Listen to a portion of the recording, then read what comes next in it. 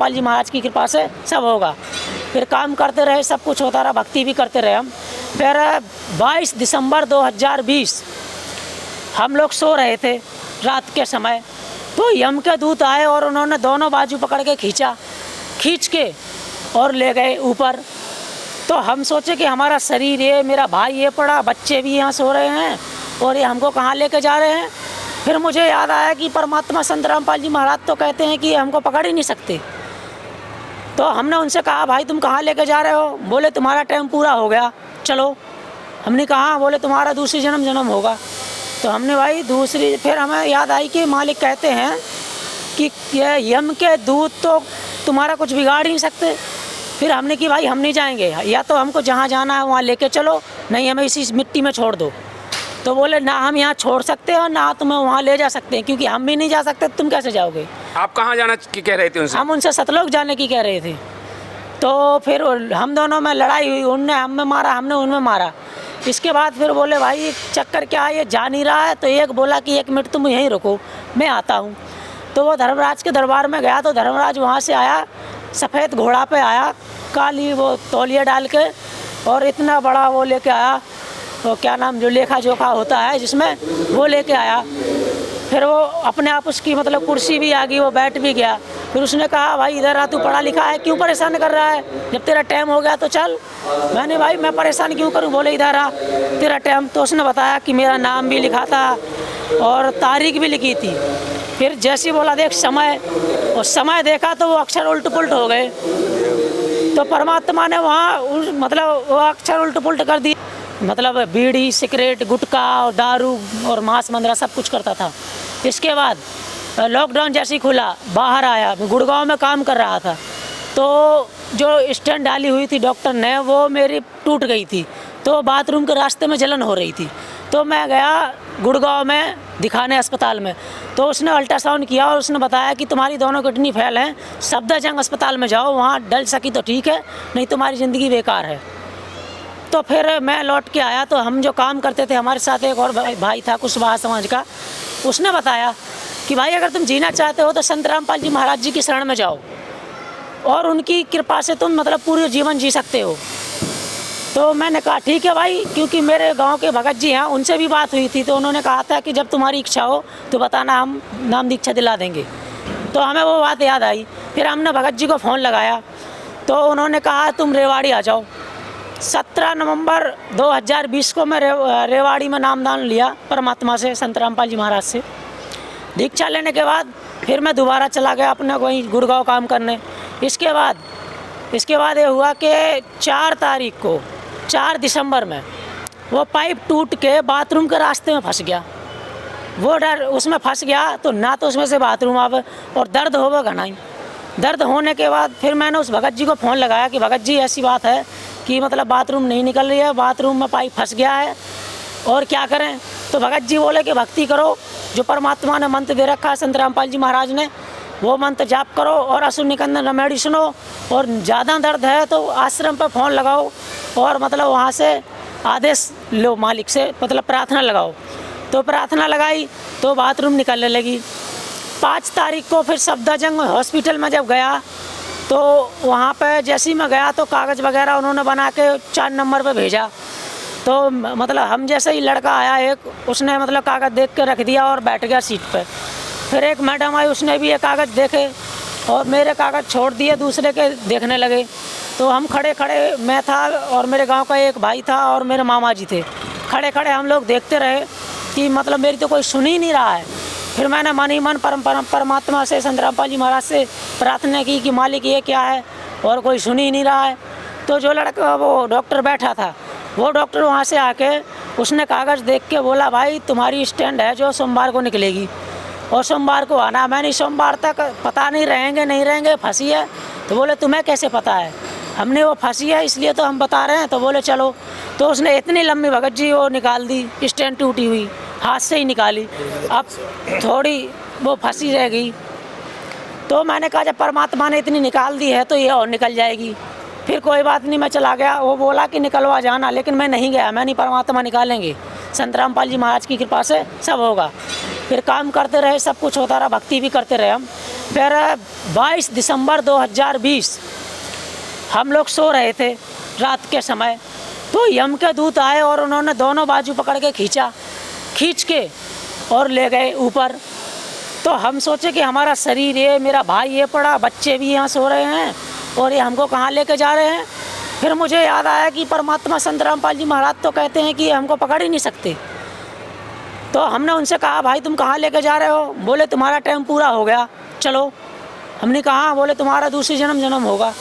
तो हमने भाई फिर हमें याद आई कि मालिक कहते हैं कि ये यम के दूत तो तुम्हारा कुछ बिगाड़ ही नहीं सकते। फिर हमने कि भाई हम नहीं जाएंगे, या तो हमको जहाँ जाना है वहाँ लेके चलो, नहीं हमें इसी मिट्टी में छोड़ दो। तो बोले ना हम यहाँ छोड़ सकते हो ना तुम्हें वहाँ ले जा सकते हैं, क्योंकि हम भी नहीं जा सकते, तुम कैसे जाओगे? आप कहाँ जाना कह रहे थे उनसे? हम उनसे सतलोक जाने की कह रहे थे। तो फिर हम दोनों में लड़ाई हुई, उनने हमें मारा, हमने उनमें मारा। इसके बाद फिर बोले भाई चक्कर क्या है, ये जा नहीं रहा है। तो एक बोला कि 1 मिनट तुम यहीं रुको, मैं आता हूँ। तो वो धर्मराज के दरबार में गया, तो धर्मराज वहाँ से आया, सफ़ेद घोड़ा पे आया, काली वो तौलिया डाल के, और इतना बड़ा वो लेके आया, तो क्या नाम जो लेखा जोखा होता है जिसमें, वो लेके आया। फिर वो अपने आप उसकी मतलब कुर्सी भी आ गई, वो बैठ भी गया। फिर उसने कहा, भाई इधर आ, तू पढ़ा लिखा है, क्यों परेशान कर रहा है? जब तेरा टाइम हो गया तो चल। मैंने, भाई मैं परेशान क्यों करूं? बोले इधर आ, तेरा टाइम। तो उसने बताया कि मेरा नाम भी लिखा था और तारीख भी लिखी थी। फिर जैसे ही बोला देख समय, और समय देखा तो वो अक्षर उल्ट पुल्ट हो गए। तो परमात्मा ने वहाँ मतलब वो अक्षर उल्ट पुल्ट कर दिए। कौन से परमात्मा ने कर दिए? संत रामपाल जी महाराज ने। फिर इसके बाद वो उसने पूछा कि तुम कौन से भगवान की पूजा करते हो और किस भगवान को मानते हो? मैंने कि मैं संत रामपाल जी महाराज का शिष्य हूँ और उन्हीं की द्वारा मतलब जो दिया गया मंत्र है, कबीर परमात्मा का बच्चा हूँ। तो बोले भाई इनको छोड़ो, या नहीं तो हमारे लिए मुसीबत खड़ी हो जाएगी। उन्होंने वहीं से पटका। मैं जैसी शरीर में आया तो भगत जी 2 दिन इतनी ठंडी लगी कि कपड़े भी ओढ़े तो भी ठंड ना जाए, और आग जला के तापें तो भी ठंड ना जाए। 2 दिन मतलब बहुत ठंड लगी हमको।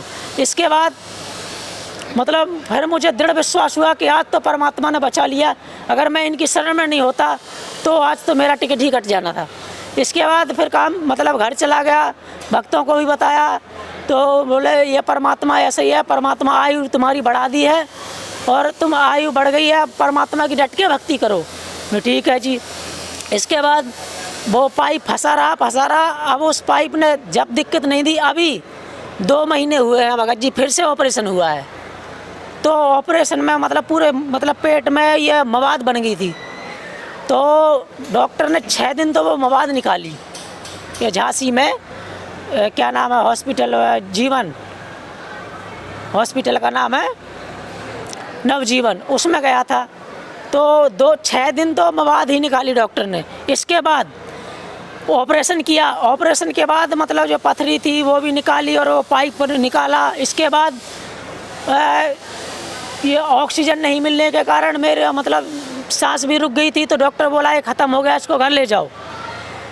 तो मतलब कई आदमी हमारे गांव के थे, तो वो हंसी करने लगे कि बड़े संत रामपाल जी महाराज के शिष्य थे, अब कहाँ गए तुम्हारे संत रामपाल जी महाराज?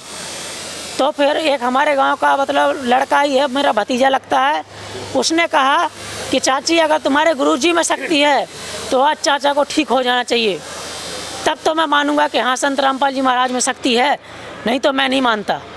तो जैसे उन्होंने प्रार्थना लगाई कि परमात्मा और हम तो आपकी शरण में हैं, और ये ऐसे सुनने को मिल रहा है आपका बच्चा मतलब डॉक्टर ने भी जवाब दे दिया कि जिंदा नहीं है, इसको घर ले जाओ। तो इतना ही प्रार्थना लगाने के बाद आध घंटे बाद थोड़ी हलचल हुई शरीर में, तो डॉक्टर फिर मतलब लेके गया आईसीयू में। उसने मतलब फिर ऑक्सीजन लगाई, तो मतलब सांस दोबारा लौट आई। जैसी दोबारा लौटी तो जो लड़का कह रहा था कि तुम्हारे गुरुजी में शक्ति नहीं है, वो कह रहा था आज मैं मान गया हूँ कि परमात्मा साक्षात स्वयं संत रामपाल जी महाराज जी पूर्ण परमात्मा है, जो कि चाचा जी का जीवन दान दे दिया। तो एक बार तो परमात्मा ने देखो अभी जीवन दान दिया है, और अभी भी भगत जी ऑपरेशन के बाद देखो मैं यहाँ आया हूँ संत रामपाल जी महाराज जी के सानिध्य में, ये भंडारा में, क्योंकि परमात्मा जो चाहे सो कर सकता है। जैसे कि आपने कहा है कि आपको संत रामपाल जी महाराज जी के शरण में आने के बाद 2 बार जीवन दान मिला है, तो जो श्रद्धालु आपको देख रहे हैं और भी जो श्रद्धालु जैसे किसी भी बीमारी से जूझ रहे हैं, किसी भी परेशानी से जूझ रहे हैं, उनके लिए क्या कहना चाहते हैं आप? और भगत जी 2 बार और जीवन दान दिया परमात्मा ने। एक बार मैं अपने भाई के कार्ड लगा रहा था तो झांसी से दतिया हाईवे पर जा रहा था बाइक से, तो पीछे से एक 4 व्हीलर लड़की चला रही थी, उसने हैंडल में मार दी थी। तो कम से कम आधे किलोमीटर तक स्पीड 80 में थी गाड़ी स्पीड मोटरसाइकिल, तो पूरे रोड पे लहराती गई। हम सोचा परमात्मा अब तो गए, अगर पुल से नीचे गए तो दूसरे का बच्चा भी मरेगा, मैं भी मरूंगा। तो मतलब पूरे पे लहराते लहराते और फिर अपने आप सीधी चलने लगी। तो मुझे एक बार वहाँ जीवन दान दिया और मेरा जो साड़ू ख़त्म हो गया था तो मैं उसके वहाँ जा रहा था देखने, मतलब उसके बाद कि मतलब बच्चों को समझा के आ जाऊँगा। तो मैं था, मेरे बच्चे भी थे और सासों को भी बिठा रखा था मोटरसाइकिल पे। आगे ट्रैक्टर जा रहा था, पीछे मतलब मेरी बाइक और उसके पीछे बस लगी हुई थी। ट्रैक्टर वाले ने ब्रेक मारा, बगल से मैंने मोटरसाइकिल लगाई, तब तक बस वाला आया और इतनी सी जगह बची थी घलने के लिए। बाकी सब ने तो सोचा कि ये मर गए दोनों, लेकिन परमात्मा ने वहाँ भी दया बख्शी मेरे को, संत रामपाल जी महाराज जी ने।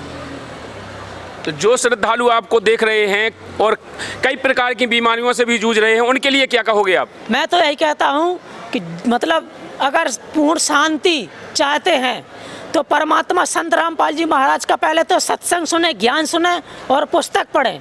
इसके बाद संत रामपाल जी महाराज से नाम दीक्षा लेके अपना मतलब मानव जीवन का कल्याण करवाएं। जैसे कि कोई अगर नाम दीक्षा लेना चाहता है तो किस प्रकार से ले सकता है? जी, टीवी चैनलों पे संत रामपाल जी महाराज के कई चैनल चलते हैं, उन पर पीली पट्टी चलती है, उन पर नंबर दिए जाते हैं। उन नंबर पर कांटेक्ट करो और उन पर कांटेक्ट करके अपने नज़दीकी नामदान सेंटर का पता करके वहाँ से नामदान ले सकते हैं। धन्यवाद सर। सत साहिब बोलो, बंदे संत रामपाल जी महाराज की जय हो। लगा लो, नहीं इसमें चैन है लगा लगा बंद करो। दो अपन कट कर लेंगे। नहीं अच्छा लगेगा ऐसा, अच्छा लगता है। दर्शकों नमस्कार, स्वागत है आप सबका हमारे फिर से नए वीडियो में। दोस्तों हमारे पास खड़े हुए एक भाई हैं। हम इस समय धनाना धाम में हैं, जहां पर संत रामपाल जी महाराज जी के सानिध्य में 3 दिन का विशाल भंडारा होने जा रहा है। 6, 7, 8 को यहां पर विशाल भंडारा की तैयारियां चल रही हैं और हमारे साथ एक भाई जुड़े हुए हैं। इनसे आज हम बात करने की कोशिश करते हैं संत रामपाल जी महाराज जी से, जे कैसे संत रामपाल जी महाराज जी की शरण में आए और क्या इनके साथ हुआ। नमस्कार भैया जी। सत साहिब जी। भैया जी क्या नाम है आपका? कालीचरण दास। कहाँ से हैं भैया आप?